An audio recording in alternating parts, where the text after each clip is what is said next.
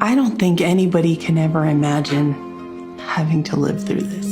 Before something like this happens, I was one of those people that would say, oh, I can't even imagine, until you have to.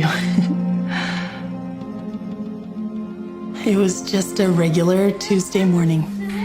And at one point I was right here in the kitchen and I was washing the dishes, and my 3-year-old Elsie's little friend came and tapped me on the hip, and she said, Elsie's hanging by the string. I didn't even turn off the water, and I walked into my front room and I found that Elsie had become entangled in the cord from our blinds. She wasn't breathing and she didn't have a heartbeat. And then the paramedics came and she was life-flighted to Primary Children's Hospital. And then ultimately she was pronounced brain dead and she passed away about a week later.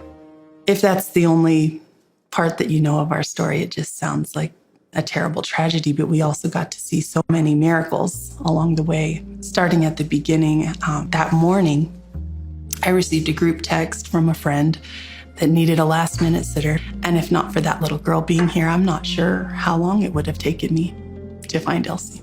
The paramedics just happened to be on break 3 minutes away. I have no medical training at all, but I performed CPR perfectly. That by the time the paramedics came, I had started her heart and she was beginning to take breaths on her own. And so with the way that those miracles all fell into place, we felt like we had every reason to hope for the best possible outcome, a miraculous healing. When the brain scans came back and they showed very little brain activity, and even that was beginning to decline, personally, I wondered, why was I able to save her, but I wasn't able to save her?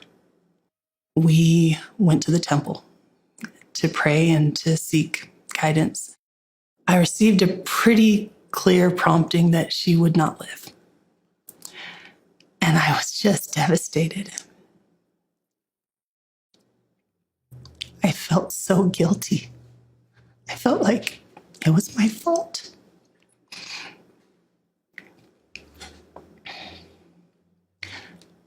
But when I spoke with my husband, he felt that same prompting.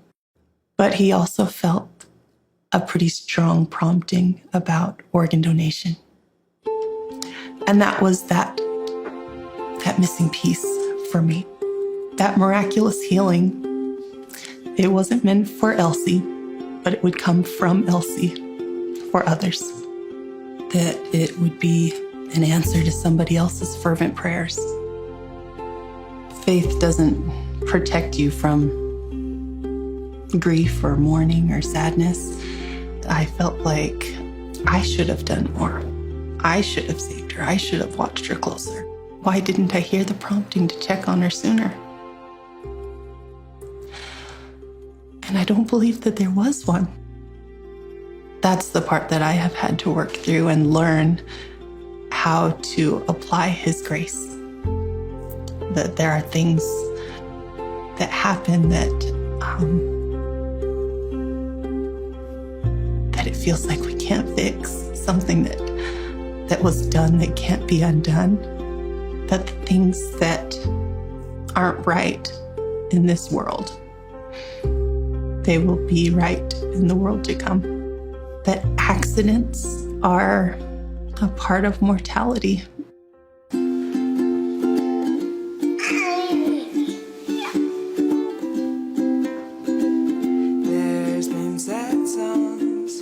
Now it is written on my heart that I know I will see her again. And because of that change in perspective, it